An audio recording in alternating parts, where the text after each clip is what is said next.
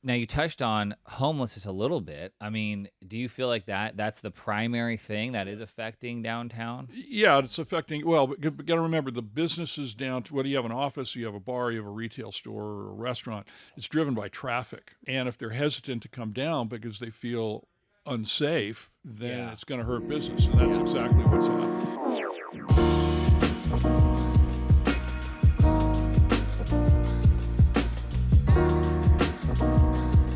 All right, welcome everyone to our podcast. So today's topic is downtown Chico. Some of you are wondering what the heck is going on with downtown Chico.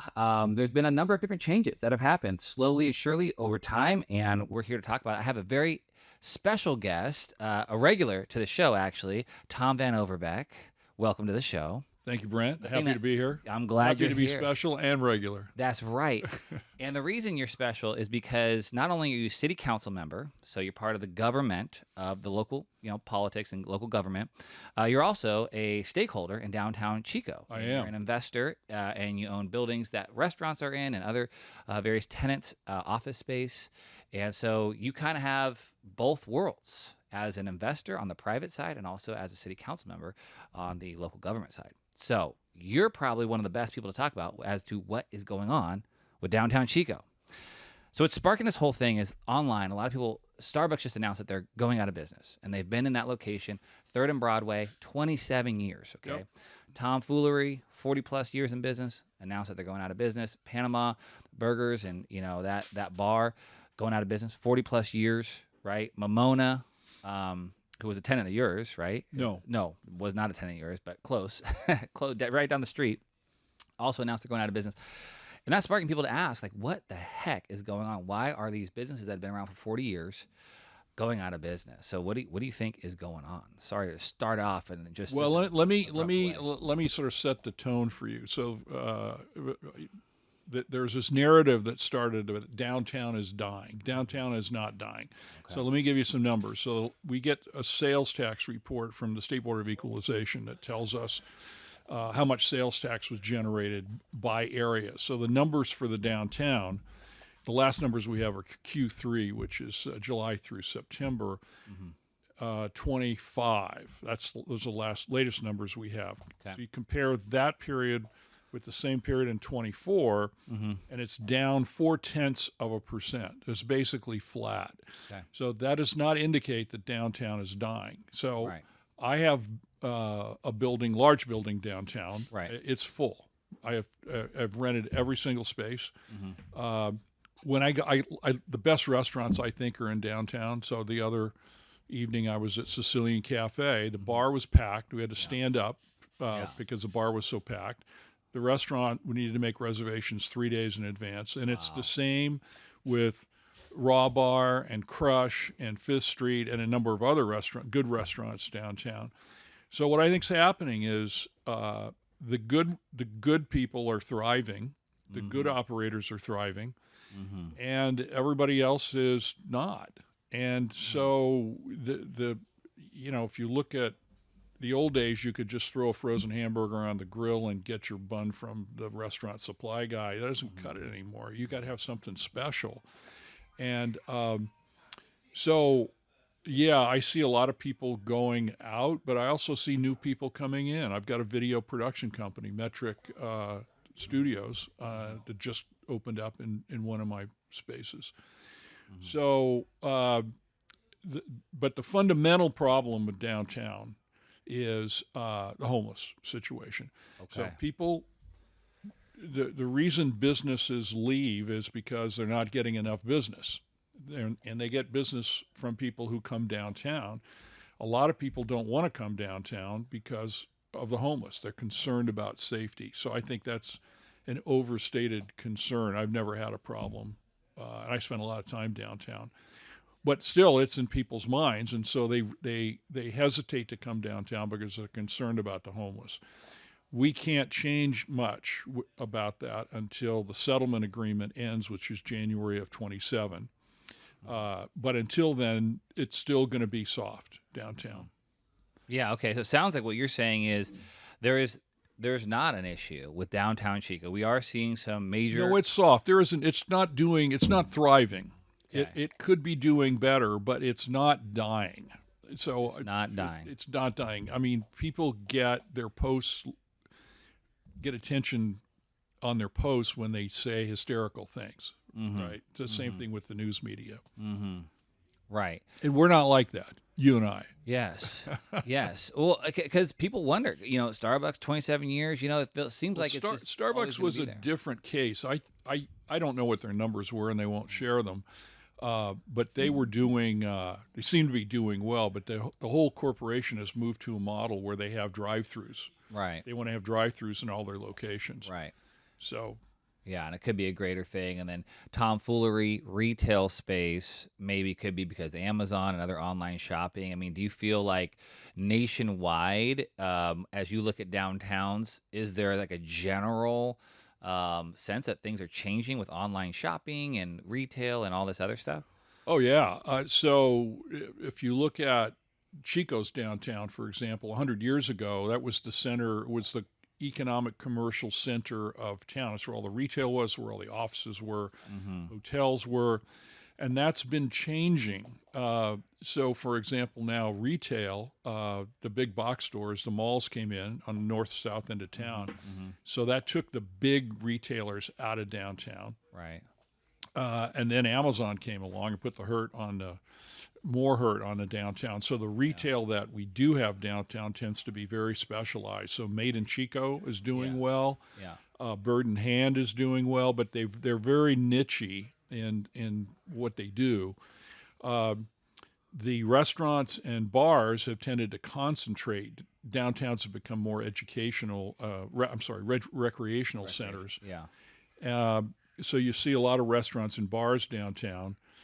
The fundamental problem with, I think what has to happen next is that we need to get offices to come back.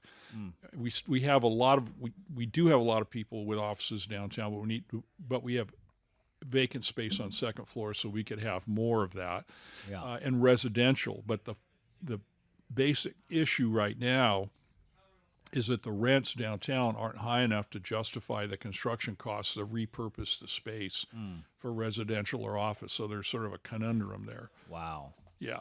That sounds like a conundrum. Well, you got to have a landlord that's got the vision and the resources to punch through it and say, okay, I'm going to take it in the shorts for 5 years or 7 years, and then the rents will come up and justify the cost. Now, we've got a guy, the man who owns Stobel, Matt Thiede. Yeah. He's that guy. He bought Collier's, he bought Yeah. 7-Eleven and the copy place next to it, and has some plans to renovate those spaces. Great. Yeah. That's fantastic. Yeah. Yeah. You got to have the investment. You got to have the belief.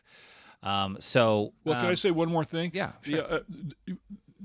Our downtown is unique in that it is contiguous with the university. Right. So we've got 14,500 students and another couple thousand staff at the university. Right. And that is a lifeline. So they're buying burritos, they're Yes. buying beers, they're, Going out at night or whatever. yeah, and that's been a big help for the downtown. Mm-hmm. Okay, so now you touched on homelessness a little bit. I mean, do you feel like that's the primary thing that is Yes. affecting downtown? Yeah, it's affecting. Well, but got to remember the businesses down to whether you have an office, you have a bar, you have a retail store, or a restaurant. It's driven by traffic, right? Right, You yeah. need to get people Walking down by, there. Yeah. And if they're hesitant to come down because they feel unsafe, then Yeah. it's going to hurt business, and that's Yeah. exactly what's happened. Yeah. And I remember years ago, I've been married 14 years now, but when my wife were first dating, one of our favorite things to do is just go downtown and do a little happy hour here and do a little drink over here and walk over here and, go to like three You don't do that anymore. Yeah, I have noticed that maybe Maybe you're older. Yeah, maybe I'm just older with kids and all this, but I usually see a lot of people walking downtown from one place to the next. But you still see it. I mean, when the skating rink was going, that was there amazing. were a lot of people downtown on a Saturday. The farmers market on Saturdays. Oh yeah, that's lots huge. of people downtown. Huge. Yeah. So with the homelessness, what do you see as a solution? With that, that's both because you have the people, we got to be compassionate and all this other stuff, and you have others we need to be safe and clean and all this. What's one that's like? What's a solution that you see? So what's clear is that letting people camp and die in their tents of drug overdoses is not compassionate. Yeah, I'd agree. Right? I mean, that's if you were you were a parent and your kid played in the street and you let him play in the middle of a busy street because you wanted to be compassionate because you didn't want to tell him what to do. Your child would be taken away from you and sent to Child Protective Services. And so the same thing's true of the homeless people. They are people who have demonstrated that they are not capable of managing their own affairs. So what needs to happen after January of 27, when the settlement agreement expires, is they need to go to the shelter, be compelled to go to the shelter, legally compelled. And if they don't, they go to jail. And that's where we're going to end up, assuming we have a conservative majority on the city council. So vote for me if you live in District 6. I had to get that in. Shameless plug. Okay, and so we talked about homelessness. What about parking? Some people talk about parking. Do you have any opinion on parking downtown? I have an opinion on everything. I know, and that's why you're the best guest, because I could just shoot off some questions and you're gonna have an opinion. So, what do you think about parking downtown? Is there a way to improve it? Is it just it is what it is? Are people just are there big criticisms of downtown is hard to park at? What is it unfounded? Think about this. So we started out the conversation with the premise that downtown might be dying, and now 10 minutes later we're saying there's not enough parking. Well, they can't both be true, right? One of them's got to be wrong, right? So parking is not a problem for downtown. So instead of giving you my opinion, I will give you there's something called the Downtown Chico Access Plan. It was some research that was done by a consulting firm. And it's somewhat dated, but I don't think it's too out of date. So basically what they said is between about 11 in the morning, 10:30, 11 in the morning, and 5 o'clock, 85% of the spaces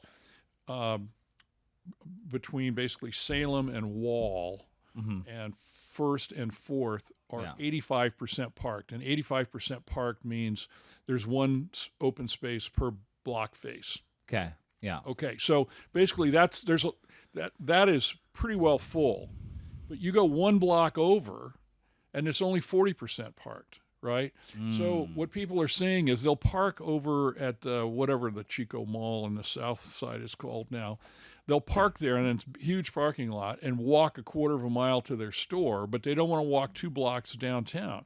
So there's plenty of parking as long as you want to go out a block, and the lots always have spaces. And there are 6 city lots downtown. So what people are saying is I can't park right in front of the store I want to go to and then just walk in. Well, you can't do that at the mall either.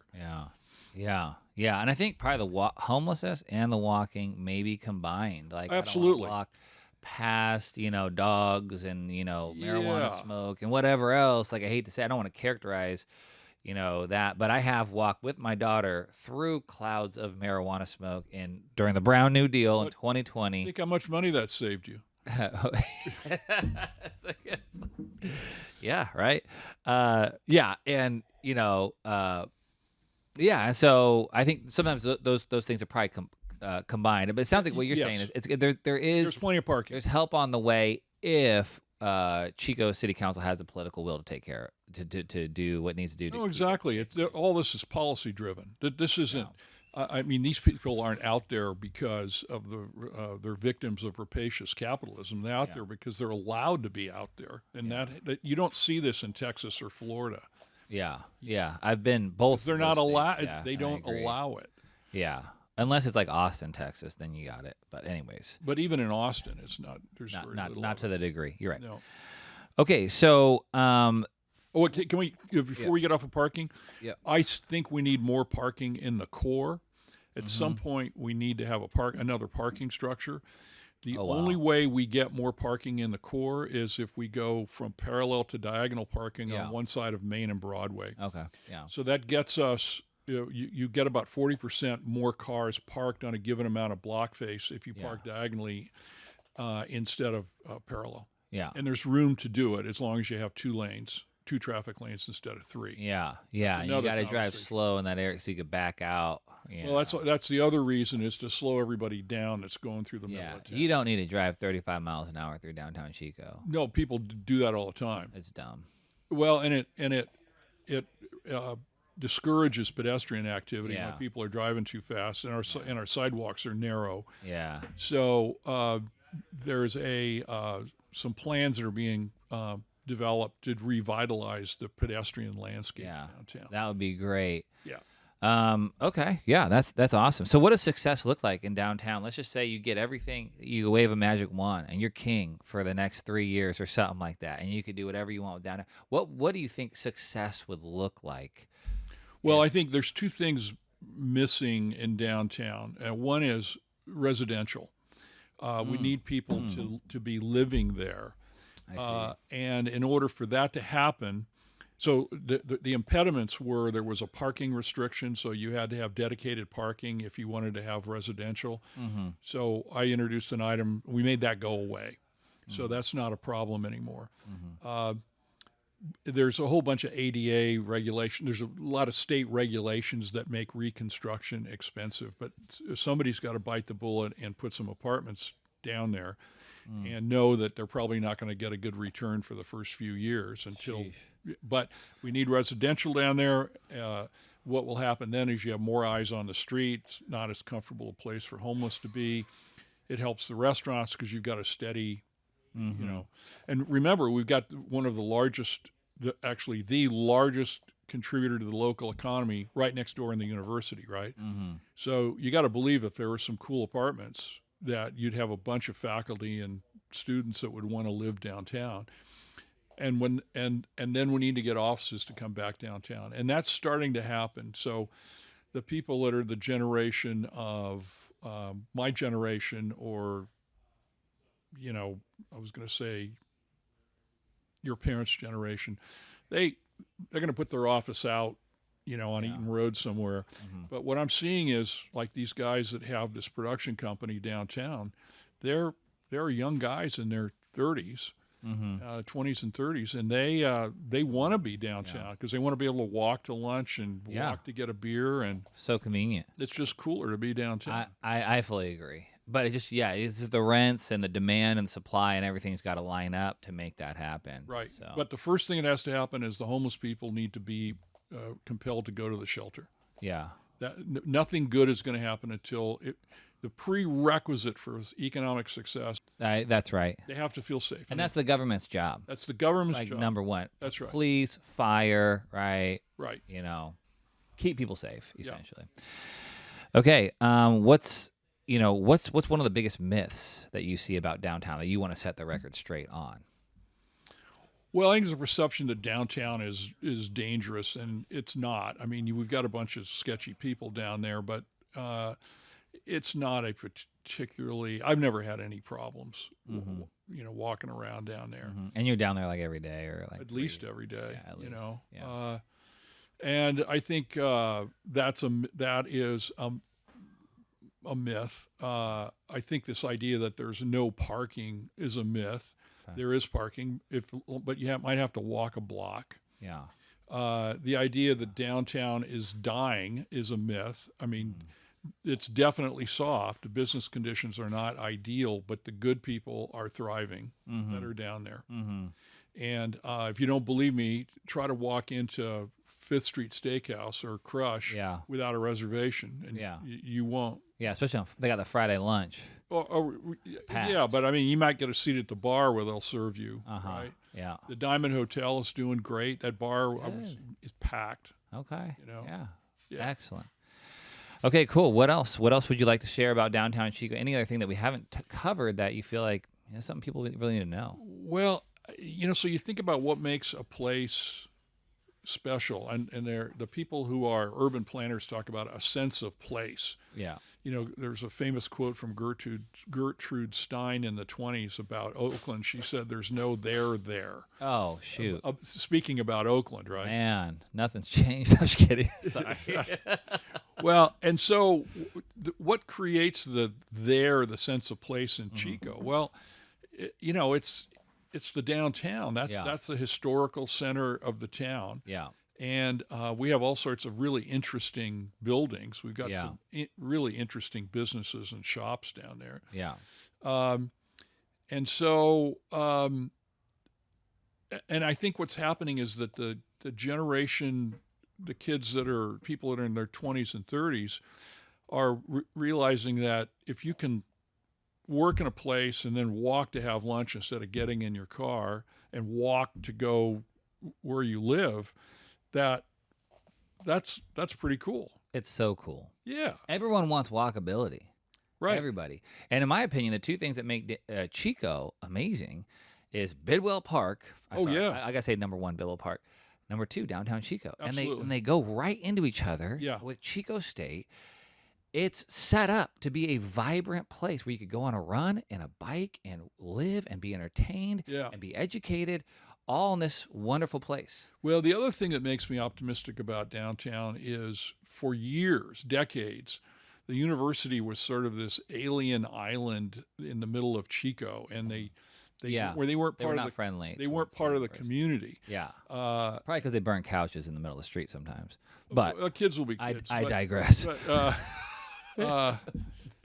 Somebody asked me if I ever burned couches, and I said I couldn't afford a couch when I was a student. Man. So anyway, I only did it one time. No, but the new president is very understands that if we have an interesting, safe downtown, it's going to help him recruit kids. Yes, because his job is to recruit people. That's what that job is. Yeah, and so we're all believing for him too. Everybody in Chico. He's a really good executive. More importantly, he's a really good salesman for the campus. I see it, and you can see the results. It's growing, right? But he understands that the city, the downtown, needs to be an attractive place to help him do his job, and he's doing everything he can to work with us. It's terrific. I don't know him, but every time I see him speaking about something, I'm like, this guy gets it. Oh yeah, no, he's the real deal. He's the real deal. I agree, and thank goodness that he's in charge of Chico State. Absolutely, there could be a lot of other people in charge. Yeah, no, it's so that is. I have a lot of confidence that downtown is going to become a thriving. It's not thriving yet. It's surviving. Right. Yeah. A thriving, vibrant place that people are going to want to bring their families, and you're going to want to go bar hopping with your wife. Yeah. Again. We've got some challenges to get through, but the number one, there's two big ones. One is getting the homeless out of there. And I think that'll happen January 27. And then the second is that the whole downtown was designed around cars. I mean, we have 2 3-lane thoroughfares going through the middle of town with 15-foot wide traffic lanes, right? Mm-hmm. They're way wider than they need to be, and they encourage people to speed. But we only have sidewalks that are 11 feet wide. Well, they're not really 11 feet because 4 feet of that is taken up by tree wells. So how many times have you you're walking down the sidewalk and you got to dodge around the tree? Yep. So we only have 7 feet on our main boulevards, Main and Broadway. Mm-hmm. So if we diagonal park on one side, we have 2 12-foot traffic lanes. We end up with 2 17-foot sidewalks. So we basically double the usable sidewalk space. Mm-hmm. We go from 7 to 13 feet when you take the 4 feet out for the tree well. And then it changes the whole complexion, what it feels like to be down there. It's a more welcoming place. Yeah. And I would like to see us experiment with some pedestrian zones. You got to be careful with those. But I think the obvious place is to try it on a weekend on 3rd Street between the Farmers Market and down to Broadway. Because then you get people walking up from the Farmers Market into the center of town. Yeah, that makes a lot of sense. Well, Thursday Night Market, they block off the roads. And, obviously that's too much because it's Main and Broadway blocked off. But I think 3rd Street, if there's a way... I go down to Santa Barbara, and they have this promenade, and it's, awesome. And they just blocked off this whole street. So that has not worked out. So what they did in Santa Barbara is it's State Street, which is the main street downtown. Yeah, what I meant was Santa Monica, excuse me. Santa Monica, okay. I think it's a similar idea. I haven't seen... What they did in Santa Barbara... So I actually studied these pedestrian spaces, right? Uh-huh. And so what happens is people go to Europe. So they go to Munich and the Fußgänger zone. There's this huge... pedestrian mall, basically, that was a street. And they come back to Santa Barbara or Chico and they say, we need to do that here. Mm-hmm. Well, the difference is there are 2 subway stops underneath this thing so you can yes. move thousands of people in and out, right? Yes. Whereas when you're depending on cars, you can't Yeah, achieve that need kind of parking. density. Yeah. And so when you have a pedestrian zone, there's got to be enough people in it so it has some buzz, Yeah. right? Yeah. So in Santa Barbara, what they did is they blocked off 9 blocks of State Street, which is way too much. Half the businesses have gone away. Oof. Yeah, and Santa Barbara, which is a wealthy place. Oh yeah. Okay. So it's the right idea, but it's too big. Got So it. if they did 2 blocks, it probably which if my friend Eric gets to be mayor down there, that's what'll happen. I see. Okay. Well, anyways, this has been so enlightening, and I hope it's been helpful for everyone watching, and we really appreciate your time. Any Enjoyed other? it.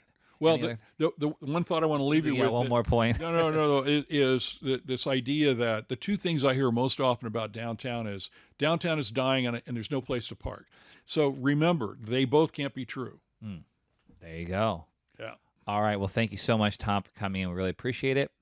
Always And- enjoy it, Brent. And your election coming up November of this year, 2020. November, first Tuesday in November, which I think is the 3rd this year. Yeah. I'm running for District 6. Yeah.